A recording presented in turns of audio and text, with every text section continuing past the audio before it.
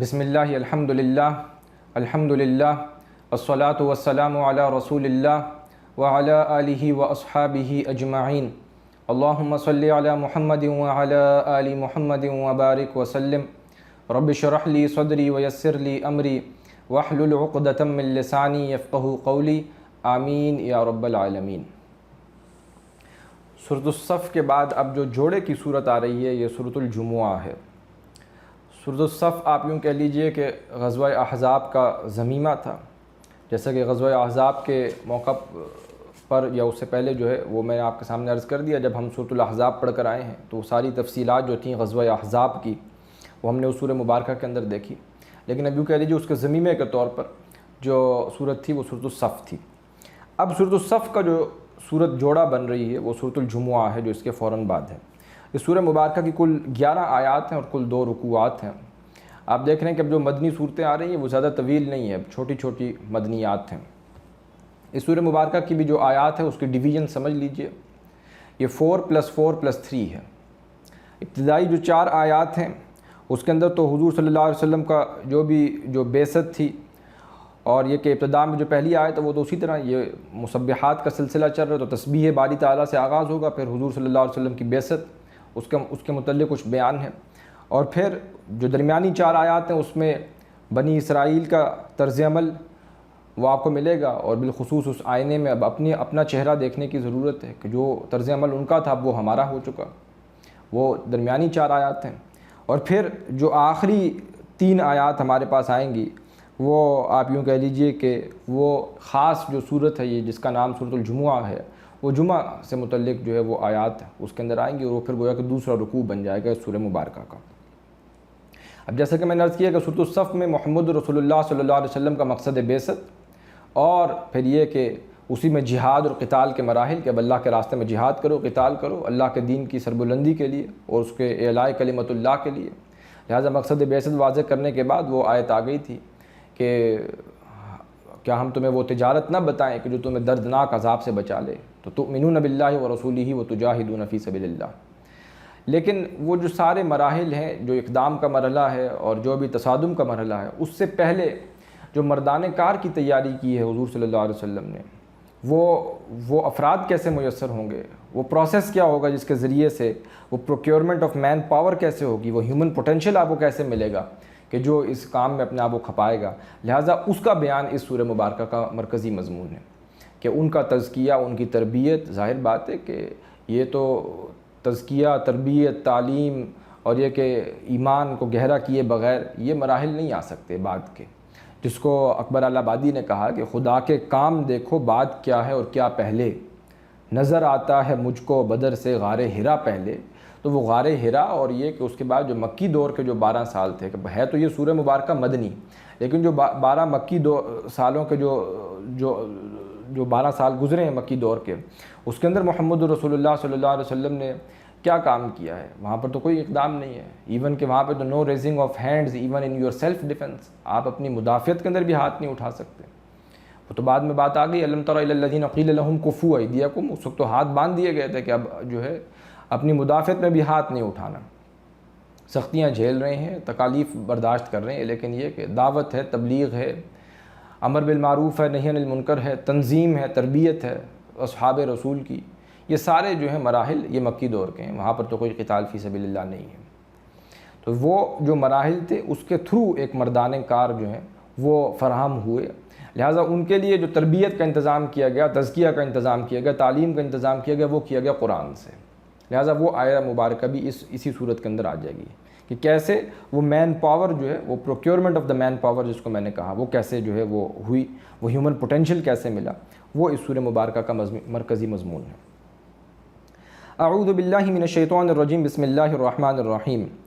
یسبح للہ ما فی السماوات وما فی الارض الملک القدوس العزیز الحکیم۔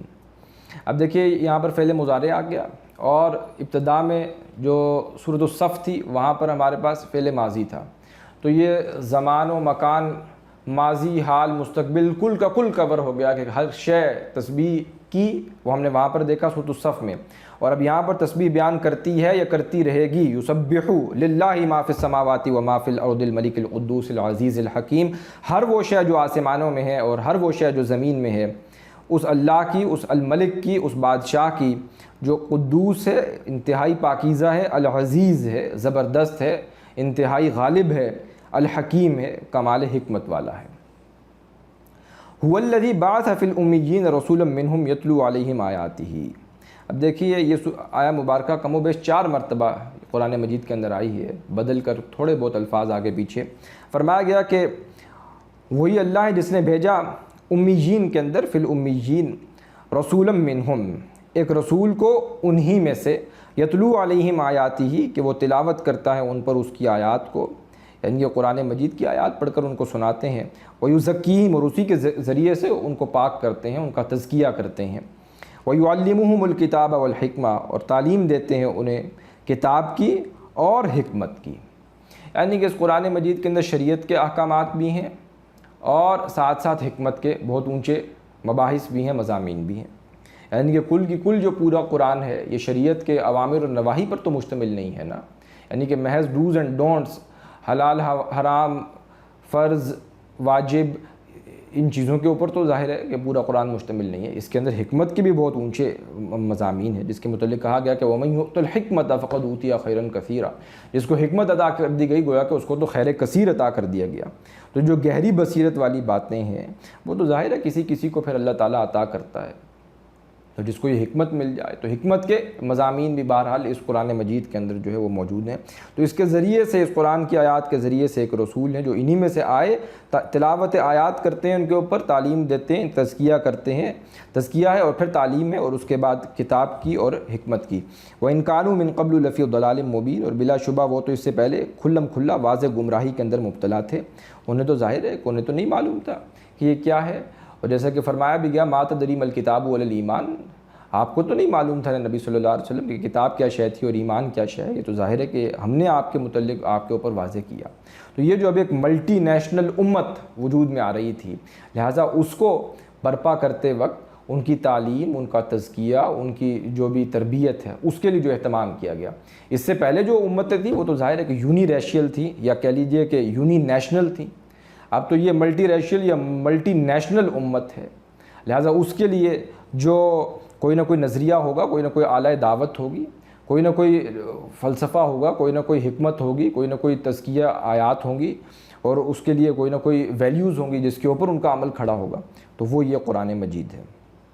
هو الذی بعث فی الامیین رسولا منہم یتلو علیہم آیاتہ ویزکیہم ویعلمہم الکتاب والحکمہ وان کانوا من قبل لفی ضلال مبین، اور اس سے پہلے تو وہ یقیناً کھلم کھلا واضح گمراہی کے اندر مبتلا تھے۔ تو اب سب کی سب دعوت جو ہے، تبلیغ ہے، ابلاغ ہے، انذار ہے، تبشیر ہے، وہ سب ہو رہی ہے اس قرآن کے ذریعے سے۔ اور یہ صرف آپ کی بعثت خاصہ تھی عرب کی طرف، لیکن آپ کی بعثت صرف عرب کی طرف تو نہیں تھی، آپ تو رسول بنا کر بھیجے گئے پوری امت کے لیے، پوری قوم کے لیے۔ یا ایھا الناس، اب آپ سے خطاب جب کیا جاتا ہے آپ کی وساطت سے، تو گویا کہ اب آپ کی امت کے اندر صرف یہ امیین ہی شامل نہیں ہے، وآخرین منہم، اور دوسرے لوگوں میں سے بھی اور بھی لوگ ہیں، اوروں کے لیے بھی جو ہیں، منہم ان میں سے، لما یلحقوا بہم جو ابھی تک وہ ان میں شامل نہیں ہوئے، ان سے ملے نہیں، وہ بھی اس امت کا حصہ ہیں جو ابھی بعد میں آئیں گے۔ یہ تو امت اب گلوبل امت ہے، اور آپ ایک گلوبل رسول ہیں، قیامت تک کے انسانوں کے لیے آپ کو بھیجا گیا ہے، آپ کو تو بشیر اور نذیر بنا کر بھیجا گیا ہے پوری نوع انسانی کے لیے۔ اب آپ کا معاملہ جو ہے وہ بعثت خاصہ تو نو ڈاؤٹ مشرکین مکہ کی طرف یا عرب کی طرف یا امیین کی طرف ہے، لیکن ایک بعثت عامہ ہے محمد رسول اللہ کی جو پوری نوع انسانی کی طرف ہے۔ وآخرین منہم لما یلحقوا بہم، دوسرے لوگوں میں سے بھی جو ان میں ابھی تک ان سے شامل نہیں ہوئے، ان میں ابھی ملے نہیں، ظاہر ہے کہ نسل در نسل آہستہ آہستہ کر کے وہ آئیں گے اور ایمان لے کر آتے چلے جائیں گے، اور کچھ ابھی آئیں گے، اور ظاہر ہے کہ جب آپ دنیا سے پردہ فرما جائیں گے اس کے بعد بھی بعد میں جو آنے والے لوگ ہیں قیامت کی صبح تک، اب وہ آپ ہی کی امت ہیں۔ اور ظاہر ہے کہ یہ امت کا جو نیوکلیس ہے وہ بہرحال یہ امیین ہے، یہ مشرکین مکہ ہیں، اور انہی کے تابع یہ جو عرب ہیں، اہل عرب ہیں۔ لیکن پھر عرب، جزیرہ نمایاں عرب سے باہر نکل کر پھر جو ایمان لے آئے وہ ایرانی آ گئے، پھر اس کے بعد رومی آ گئے، اس کے بعد وہ قبطی جو بھی ہیں ایجپشنز وہ آ گئے، پھر اس کے بعد آگے بڑھ کر سندھی آ گئے، پھر ہندی آ گئے۔ تو یہ نیوکلیس درمیان میں، اس کے بعد یہ پھیلتا چلا جا رہا ہے، دائرہ یہ وسیع ہوتا چلا جا رہا ہے۔ وَهُوَ الْعَزِيزُ الْحَكِيمُ، اور اللہ نہایت غالب ہے، عزیز ہے اور کمال حکمت والا ہے۔ ذَلِكَ فَضْلُ اللَّهِ يُؤْتِيهِ مَن يَشَاءُ، یہ اللہ کا فضل ہے، وہ دیتا ہے اس فضل کو جسے وہ چاہتا ہے۔ وَاللَّهُ ذُو الْفَضْلِ الْعَظِيمِ، اور اللہ بہت بڑے فضل والا ہے۔ ظاہر ہے کہ اللہ کے فضل کے بھی بے شمار درجات ہیں، اس کے بے شمار جو ہیں آپ کہہ لیجیے کہ گوشے ہیں، وہ فضل کا بھی کوئی ایک لیول تو نہیں ہے، اس کے بھی بڑے مدارج ہیں، تو اللہ جس کو جیسے عطا کرے۔ اب ظاہر بات ہے کہ جو مشرکین مکہ تھے، جو امیین تھے، ان کے اوپر فضل کسی اور اعتبار سے ہوا۔ محمد رسول اللہ ان کے مابین مبعوث کیے گئے اور ان کے اندر سے اٹھائے گئے، یہ بہت بڑی فضیلت ہے، سب سے بڑی فضیلت ہے۔ لیکن یہ کہ فضیلتیں بے شمار اعتبارات سے اور بھی ہیں، جیسا کہ ہم دیکھ کر آئے ہیں کہ حضرت نوح علیہ السلام کے جو 3 بیٹے تھے، اس سے نسل انسانی آگے بڑھی، حام، سام اور یافس کی نسل سے۔ تو فضیلت جو عطا کی گئی ہے سام کو، وہ تو ظاہر آپ کو معلوم ہے کہ وہ جو سامیون نسل جو سام تھے، ان کے اندر جو ہے وہ رسول بے شمار آتے چلے گئے۔ قرآن مجید نے جو تذکرہ سے حضرت رسولوں کا کیا ہے، وہ سامیون نسل رسولوں کا تذکرہ کیا ہے، لہذا سام کی نسل کو چن لیا نبوت کے اعتبار سے، فضیلت ان کے اوپر اس اعتبار سے۔ البتہ جو حام کی نسل ہے وہ کہاں کہاں پر جا کر دنیا کے اندر آباد ہوئی، آپ کو معلوم ہے کہ وہ ہندوستان میں آ گئے، ایران میں آ گئے، اور پھر یہ یونان میں آ گئے، اور پھر آگے بڑھ کر دوسرے درجے میں جرمنز جو ہیں، تو یہ سارے جو ایرینز ہیں یہ حامیون نسل ہیں، ان کو فضیلت اللہ نے حکمت کے اعتبار سے عطا کی ہے۔ آپ کو معلوم ہے کہ یہ جو آخرین منہم لما یلحقوا بہم جو ہے، انہی میں سے حضور سے ایک مجلس میں پوچھا بھی گیا تھا، تو آپ نے فرمایا تھا کہ وہ آخرین لما یلحقوا بہم میں سے ایک صاحب جو سلیمان فارسی کے نام سے مشہور ہیں رضی اللہ تعالیٰ عنہ، وہ مجلس میں بیٹھے تو ان کے کندھے پر ہاتھ رکھ کر آپ نے کہا تھا کہ یہ ہیں، اور ظاہر ہے کہ ان کے متعلق حضور نے فرمایا تھا کہ اگر حکمت جو ہے وہ ثریا پر بھی اگر موجود ہوگی تو یہ اس کی قوم کا شخص جو ہے وہ اس حکمت کو لے آئے گا۔ تو حکمت کے اعتبار سے جو فضیلت عطا کی گئی ہے، وہ فضیلت جو ہے وہ آپ یوں کہہ لیجئے کہ ایرانیوں کو بالخصوص، آپ یوں کہہ لیجئے کہ جو منطقی ہیں اور بالخصوص متکلمین، تو وہ تو سارے کے سارے جو ہیں وہ ایران کے اندر جو ہے بڑے درجے کے اندر آئے۔ فلاسفہ جو ہیں ان کا تو گڑھ جو ہے ان کی گھٹی کے اندر منطق اور فلسفہ۔ آپ یوں نوٹ کر لیجئے کہ جو پوری دنیا کے اندر جو اللہ رب العزت نے حکمت کا جو معاملہ خاص رکھا ہے، جو حکمت کے جو گڑھ جو بنے ہیں بالخصوص فلسفہ و منطق کے اعتبار سے، جو 3 بڑے بڑے مراکز بنے ہیں، ان میں یہی ہیں جو میں نے ابھی نوٹ کروایا آپ کو۔ ہندوستان ہے، ایران ہے اور یونان ہے، پھر دوسرے درجے میں چل کر یہ جرمنز ہیں، اور یہ سارے وہ ایرینز ہی ہیں، حامیون نسل، کہ ان کے اندر اللہ تعالیٰ نے حکمت جو ہے اس اعتبار سے بہت رکھی ہے۔ تو بہرحال یہ اللہ تعالیٰ کا فضل ہے، وہ جسے چاہتا ہے جس شے کے اعتبار سے خاص کر لیتا ہے، عطا کر دیتا ہے۔ تو فلسفہ و منطق تو آپ کو معلوم ہے کہ یہ بالخصوص یہ جو ایران والے ہیں، تو یہ متکلمین تو سارے کے سارے یہیں پر آپ کو ملیں گے۔ بہرحال یہ کہ فلاسفرز بھی ایک سے بڑھ کر ایک۔ تو آخرین منہم لما یلحقوا بہم وہو العزیز الحکیم ذالک فضل اللہ یؤتیہ من یشاء، یہ اللہ کا فضل ہے، وہ جسے دیتا ہے اپنے فضل میں سے جسے چاہتا ہے۔ واللہ ذو الفضل العظیم، اللہ بہت بڑے فضل والا ہے۔ یہاں پر وہ ابتدائی 4 آیات جو ہیں وہ مکمل ہو گئی۔ اب جو درمیانی 4 آیات، اس میں نے عرض کیا کہ یہود کا تذکرہ ہے، لیکن اب اس آئینے میں انٹروسپیکشن، دروبینی اپنی کیجئے گا، اس آئینے کے اندر اب خود کو دیکھیے گا۔ مثل الذین حملوا التوراۃ، مثال ان لوگوں کی جن پر بوجھ ڈالا گیا، یا جو حامل تورات بنائے گئے، ان پر جو بوجھ ڈالا گیا تو ظاہر کتاب کا بوجھ ہے، حامل تورات بنائے گئے، حملوا التوراۃ ثم لم يحملوها، پھر وہ اس کے حامل ثابت نہ ہوئے، انہوں نے اس کو اس طرح سے اٹھایا نہ۔ یہ میں نے آپ سے پہلے بھی عرض کیا تھا کہ ایک شے ہوتی ہے اسر، اور ایک ہے حمل یا حمال جس سے ہم کہتے ہیں، وہ بوجھ جو اٹھا کر انسان چل سکے وہ تو حمال ہیں، اور اسر ہیں جس بوجھ کے نیچے انسان دب جائے، جس کو لے کر انسان چل نہ سکے۔ تو مثل الذین حملوا التوراۃ ثم لم يحملوها كمثل الحمار يحمل اسفارا، تو ان کی مثال تو اس گدھے کی مثال کی مانند ہے کہ وہ اٹھائے ہوئے ہیں کتابوں کو۔ اب کتابوں کا ایک وزن ہے، ایک ظاہر ہے کہ جتنی بھی بکس ہیں، books of the old testament جو بھی ہیں، اور یہ کہ اور بھی ان کے اوپر جو ہدایت آسمانی جو اس وقت تک آ چکی تھی، وہ کتابوں کا ایک بوجھ ہے جو انہوں نے اپنے اوپر اٹھایا ہوا ہے۔ جیسے آپ کسی گدھے کے اوپر کتابیں لاد دیں تو ظاہر ہے کہ وہ اس کے معرفت تک وہ گدھا پہنچ تو نہیں پائے گا۔ کوئی آپ نے بریٹینیکا انسائکلوپیڈیا اس گدھے کے اوپر لاد دیا تو گدھا تو اس کے معرف تک نہیں پہنچ سکتا نا۔ تو اسی طرح مثال ان لوگوں کی جو حامل تورات بنائے گئے تھے، پھر وہ ثابت نہ کر سکے اپنے آپ کو اس کے حامل، اس کے اہل۔ کمثل الحمار یحمل اسفارا، تو اب ان کی مثال گدھے کی مثال کی مانند ہے کہ بس وہ اٹھائے ہوئے ہے کتابوں کو، اس کا بوجھ اس نے اٹھایا تو ہوا ہے، لیکن یہ کہ معاملہ یہ ہے کہ حقیقتاً اس کے ساتھ اس کو کوئی معنوی ربط، اس کا تعلق، اس کا شغف وہ نہیں ہے۔ بئس مثل القوم الذین کذبوا بآیات اللہ، تو بری ہے مثال ان لوگوں کی جن سب نے جھٹلایا ہے اللہ کی آیات کو۔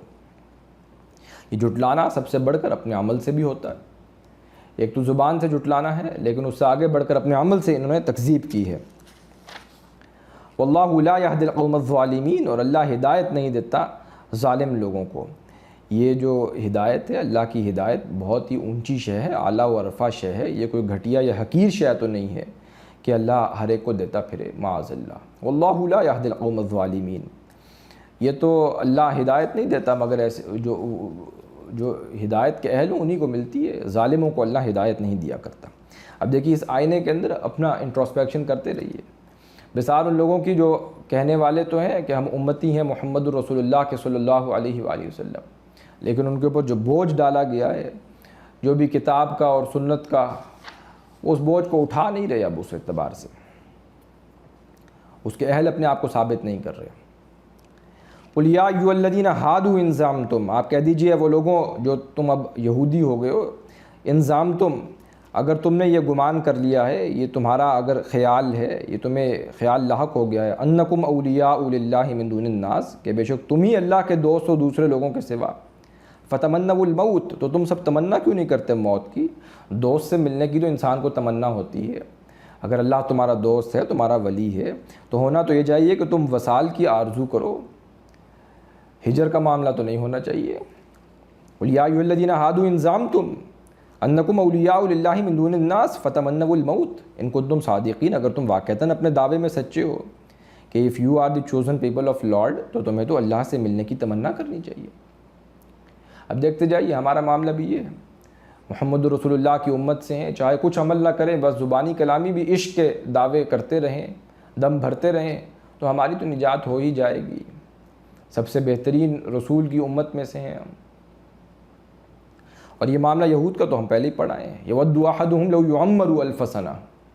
1000 برس کی جو ہے وہ تو چاہیں گے کہ انہیں عمر مل جائے، اور اگر وہ بھی مل جائے، احدہم لو یعمر الف سنہ وما هو بمزحزحہ من العذاب ان یعمر، عذاب سے تو پھر بھی وہ نہیں بچا پائے گی، چاہتے تو یہ کہ ان کو 1000 برس کی عمر مل جائے۔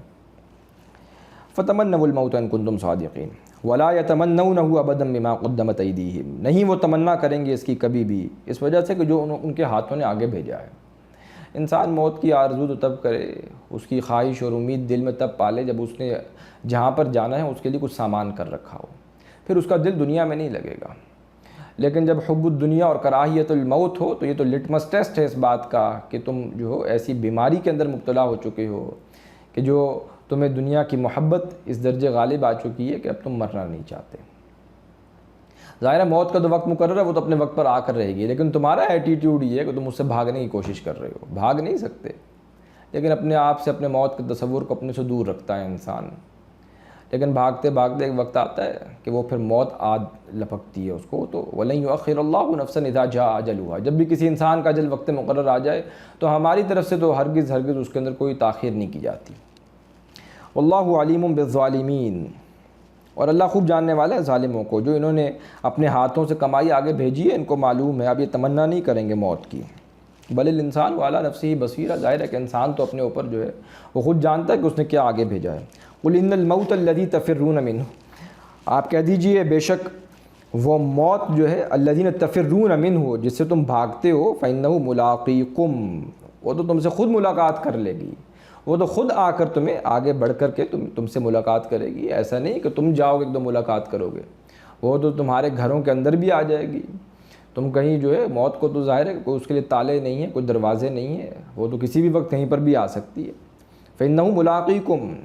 وہ تم سے خود ملاقات کر لے گی۔ ثم تردون الی عالم الغیب والشہادہ، پھر تم لوٹائے جاؤ گے پوشیدہ کے جاننے والے اور ظاہر کے جاننے والے کی طرف، فینبئکم بما کنتم تعملون، پھر وہ خبر دے گا تمہیں اس کی جو کچھ تم عمل کیا کرتے تھے، وہ تمہیں جتلا دے گا کہ تم نے کیا عمل کیا ہے دنیا کے اندر۔ ابھی تو یہ کہ تم نے جو ہے ایک خدا فریبی کہیں یا خود فریبی کہیں، جس کو علامہ اقبال نے کہا کہ پتہ نہیں کہ نام کیا ہے اس کا، خدا فریبی یا خود فریبی، عمل سے فارغ ہوا مسلمان بنا کر تقدیر کا بہانہ، یہ تو تم نے مقدر کے اوپر ڈال کر کے کہ اللہ چاہتا تو ہم عذاب سے بچ جاتے، یہ تو ابھی تم نے جو ہے ہیلے بہانے تراش لیے ہیں، اصل میں تو عمل تمہارے ہاتھ میں ہے، اللہ نے تمہیں فری ول بھی دی ہے، کل کا کل اختیار اس نے اپنے ہاتھ میں جو ہے، کچھ معاملات میں جو ہے وہ ایسا نہیں ہے کہ تمہیں کوئی اختیار ہی نہیں دیا، ہاں اختیار مطلق اس کے ہاتھ میں ہے، لیکن اس نے تمہاری فری ول کو ایکسرسائز کرنے کے لیے بھی بے شمار جگہوں کے اوپر تمہیں اختیار دے دیا ہے، تم اپنی فری ول ایکسرسائز کرو۔ رخ روشن کے آگے شمع رکھ کے وہ یہ کہتے ہیں ادھر جاتا ہے دیکھیں یا ادھر پروانہ آتا ہے، وہ تو اللہ آزمائے گا، اور وہ دیکھنا تبھی ہے کہ جب اس نے تمہیں فری ول دی ہے، فری ول نہ ہو تو پھر تو ظاہر ہے امتحان ہی ختم ہو گیا، آزمائش ہی ختم ہو گئی، پھر کاہے کا امتحان؟ تو اس نے تمہیں کھلا چھوڑا ہے، وہ دیکھ رہا ہے کہ تم ادھر جاتے ہو یا ادھر آتے ہو۔ فَيُنَبِّئُكُم بِمَا كُنتُمْ تَعْمَلُونَ، جب یہ امتحان کی مدت ختم ہوگی تو اس کے بعد تمہیں بتلا دیا جائے گا کہ کیا کچھ تم عمل کرتے تھے۔ بہرحال یہ پہلا حصہ یہاں پر مکمل ہو گیا، کل 8 آیات پر مبنی۔ اب اس کے بعد جو دوسرا حصہ آ رہا ہے یہ گویا کہ اس کے اندر جمعہ، جو جمعہ کا دن ہے اس میں جو خاص نماز ہے جمعے کی، اس کی طرف کچھ مضامین ہیں، ابرو سخن اس طرف ہو رہا ہے۔ یا ایھا الذین آمنوا اذا نودی للصلاۃ من یوم الجمعۃ فاسعوا الی ذکر اللہ، اے وہ لوگوں جو ایمان لائے ہو، جب پکارا جائے، ندا دی جائے، پکار لگائی جائے نماز کے لیے جمعہ کے دن، یعنی کہ جمعے کی جو نماز ہے، فاسعوا الی ذکر اللہ، تو تم سب دوڑ پڑا کرو اللہ کے ذکر کی طرف۔ اور یہاں ذکر سے مراد خطبہ بھی ہے اور نماز بھی ہے، یعنی کہ اللہ کی یاد جو ہے، ویسے تو ظہر کی نماز آپ کو معلوم ہے کہ 4 فرض ہیں، یہاں جمعے کی جب نماز آپ پڑھنے جا رہے ہیں تو 2 فرض پڑھ رہے ہیں، تو وہ جو تعداد کم کی گئی ہے رکعتوں کی، تو ظاہر ہے اس کو کمپنسیٹ پھر کور کیا گیا ہے خطبے کے ساتھ، یا یہ یوں کہہ لیجیے کہ جو خطبہ شامل کیا گیا اس کی وجہ سے یہ تعداد کم کر دی گئی ہے تاکہ خطبہ جو ہے وہ سنا جائے اور اس سے تمہیں یاد دہانی ہو۔ اور اب یہ یاد دہانی کیا ہے؟ یہ اصل میں آپ یوں کہہ لیجیے کہ جو بھی اللہ کے بندے ہیں، جو عباد الرحمن ہیں، یا یوں کہہ لیجئے کہ جو بھی حزب اللہ ہیں، ان کا اب ایک جو ہے وہ جمعے کے دن ایک اجتماع ہے، ایک ہفتہ وار اجتماع حزب اللہ کا، تو یہ ان کو تعلیم دی جائے، قرآن کی تبلیغ کیا جائے، جیسے کہ پیچھے پڑھ کر آئے، اسی کانٹیکسٹ کے اندر یہ آیات آ رہی ہیں نا، تو وہ اسی نے نازل کیا ہے اس قرآن کی آیات کو، قرآن کی آیات ان کے اوپر پڑھ کر سنائی جائیں، تو یہ قرآن کی تعلیم بالغان کا جو ایک اہتمام ہے کہ جو حزب اللہ کی تربیت کے لیے ایک ہفتہ وار جو ہے وہ اہتمام کر دیا گیا ہے کہ وہ آئیں اور آ کر تعلیم حاصل کریں، سیکھیں، سمجھیں، اور ایک ان کا ایک جو ہے اجتماعیت جو ہے وہ ہمارے سامنے آ جائے۔ لیکن اب جو معاملہ جو کچھ بھی ہو گیا ہے، اب تو جو بھی خطبات کے اندر ہوتا ہے جمعے کے اندر وہ تو ایک بالکل دوسری بات ہے، لیکن یہ کہ اصلاً جو تھا اس کا مقصد یہ تھا۔ اب تو یہ آپ یوں کہہ لیجئے کہ کھنڈر بتا رہے ہیں کہ عمارت عظیم تھی، اب بھی جو بھی صورتحال ہے وہ بتا رہے ہیں کہ اصل میں عمارت تو بہت عظیم تھی، اب وہ گرتے گرتے گرتے کہاں تک ہم جو ہے معاملہ پہنچ چکا، رہ گئی رسم اذاں روح بلالی نہ رہی، فلسفہ رہ گیا تلقین غزالی نہ رہی، تو اب وہ تو رسومات کچھ رہ گئی ہیں جس کو پورا کرنے کے لیے لوگ آ رہے ہیں، لیکن اصل میں یہ ایک ہفتہ وار اجتماع تھا حزب اللہ کا کہ وہ آئیں اور اس میں جڑیں، آپس میں باہم یاد دہانی ہو، نصیحت ہو، اور قرآن کی آیات ان کو پڑھ کر سنائی جائیں، اس کے جو بھی تشریح ہے وہ بیان کی جائے، تعلیم ہو، اور اس سے کچھ وہ سیکھ کر کے جائیں، کچھ اثر لے کر کے جائیں، ایسے نہ ہو کہ بس آئیں اور ایک جو ہے وہ ایک پورا کیا جا رہا ہے، ٹوٹل پورا کیا جا رہا ہے، یہ معاملہ ہرگز نہ ہو۔ اور یہ معاملہ آپ کو معلوم ہے کہ جو کمیونسٹ تھے انہوں نے بھی اپنے ایک اسٹڈی سرکلز جو ہیں وہ ویکلی اسٹڈی سرکلز انہوں نے بھی بنائے تھے، کوئی بھی انقلابی جماعت ہے، اجتماعیت ہے، تو ظاہر ہے کہ وہ آپس میں جڑتے ہیں، ملتے ہیں، بیٹھتے ہیں، اور ان کا ایک اجتماع ہوتا ہے، کچھ نہ کچھ جو بھی ہے، تو یہ اسی طرح مسلمانوں کے لیے تھا۔ یا ایھا الذین آمنوا اذا نودی للصلاۃ من یوم الجمعۃ فاسعوا الی ذکر اللہ وذروا البیع، تو تم دوڑ پڑو جب تمہیں نماز کے لیے جمعے کے دن بلایا جائے اللہ کے ذکر کی طرف، اور تم چھوڑ دو خرید و فروخت کو، کاروبار کو۔ اب دیکھیے سابقہ امت مسلمہ یہود کے لیے، ان کے لیے تو پورے دن کی پابندی تھی، مسلمانوں کے لیے رعایت کر دی گئی، آسانی کر دی گئی۔ یہ جمعے کا جو وقت ہے، جو پیریڈ ہے، وہ جب ندا لگائی گئی ہے تو آ جاؤ، خطبہ سنو، نماز ادا کرو، اور اس کے بعد جو بھی رکعتیں ادا کر کے چلو۔ تو یہ جو صبح کا جو وقت ہے بالخصوص خاص اس اعتبار سے، یعنی کہ جمعے کی نماز سے پہلے کا اور یہ نماز تک، اور جو درمیان میں خطبہ ہے، یہ جو ایک ٹائم پیریڈ ہے درمیان کا کہ جب پکارا جا رہا ہے تمہیں بلایا جا رہا ہے، مگر نہ یہ کہ یہود کی شریعت میں تو آپ کو معلوم ہے ان کے لیے تو پورا دن تھا، یہ آسانی کر دی گئی اس امت کے لیے۔ ذالکم خیر لکم ان کنتم تعلمون، یہی بہتر ہے تمہارے لیے اگر تم سب جانتے ہو، علم رکھتے ہو۔ اور اس کے اندر بھی جیسا کہ روایات کے اندر آتا ہے، جو پہلی گھڑی کے اندر آئے گا اس کے لیے کتنا بڑا ثواب ہے، ایک اونٹ کی قربانی کا ثواب ہے، اسی طرح بدرجہ بدرجہ۔ تو لوگ آتے تھے اور وہ آ کر جو ہے وہ جمعے کا اہتمام تھا، اور جس کے متعلق حدیث میں تو فرمایا گیا کہ اگر کوئی بلا عذر، بلا کسی شرعی عذر کے وہ 3 جمعے چھوڑ دے بغیر کسی عذر کے، تو اللہ کی طرف سے تو اس کے دل پر مہر لگ جاتی ہے، اتنی اہمیت ہے اس جمعے کی۔ پھر فرمایا گیا فَإِذَا قُضِيَتِ الصَّلَاةُ فَانتَشِرُوا فِي الْأَرْضِ، اور جب ادا کر لی جائے نماز تو تم پھیل جاؤ زمین میں، یعنی کہ جب نماز ادا ہو گئی اب تم فارغ ہو گئے، اب ٹھیک ہے، وَابْتَغُوا مِن فَضْلِ اللَّهِ، اب اس کے بعد تم تجارت کر سکتے ہو، تم تلاش کرو اللہ کے فضل میں سے جو بھی ہے، اب تم نکل جاؤ، اب تو روزی روٹی کی دوڑ دھوپ کے لیے اب کوئی ممانعت نہیں ہے۔ وابتغوا من فضل اللہ، تم تلاش کرو اللہ کے فضل میں سے، واذکروا اللہ کثیرا لعلکم تفلحون، اور تم ذکر کرتے رہو اللہ کا کثرت کے ساتھ تاکہ تم فلاح پا جاؤ، کامیاب ہو جاؤ۔ وَإِذَا رَأَوْا تِجَارَةً أَوْ لَهْوًا انفضوا إِلَيْهَا، اور جب وہ دیکھیں کوئی تجارت یا کوئی تماشا، کوئی کھیل کود، لہوا انفضوا إِلَيْهَا، تو وہ دوڑ جاتے ہیں اس کی طرف، یعنی کہ کہیں ایسا ہوا ہوگا حضور صلی اللہ علیہ وسلم خطبہ دے رہے ہیں تو انہوں نے دیکھا کہ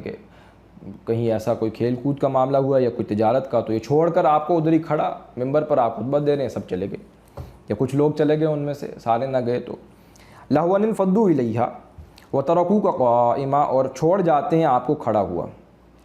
قُلْ مَا عِندَ اللَّهِ خَيْرٌ مِّنَ اللَّهْوِ وَمِنَ التِّجَارَةِ، آپ کہہ دیجئے جو اللہ کے پاس ہے وہ بہتر ہے اس تماشے سے، اس کھیل کود سے اور اس تجارت سے، واللہ خیر الرازقین، اور اللہ رزق دینے والوں میں سے بہتر ہے، وہ تو سب سے بہترین رزق دینے والا ہے، خیر الرازقین ہے، سب رزق دینے والوں میں سے سب سے بہترین رزاق تو اللہ ہے، رزق کا وعدہ اس نے کیا ہے، لہٰذا تم اس کی وجہ سے جو ہے تم اللہ کو چھوڑ کر کے رزق کی وجہ سے تم جو ہے وہ چلے جاؤ، یہ معاملہ مناسب نہیں ہے۔ تو بہرحال یہاں پر یہ سورہ مبارکہ مکمل ہو گئی۔ بارک اللہ لی ولکم فی القرآن العظیم ونفعنی وإیاکم بالآیات وذکر الحکیم، سبحانک اللہم وبحمدک نشہد ان لا الہ الا انت نستغفرک ونتوب الیک۔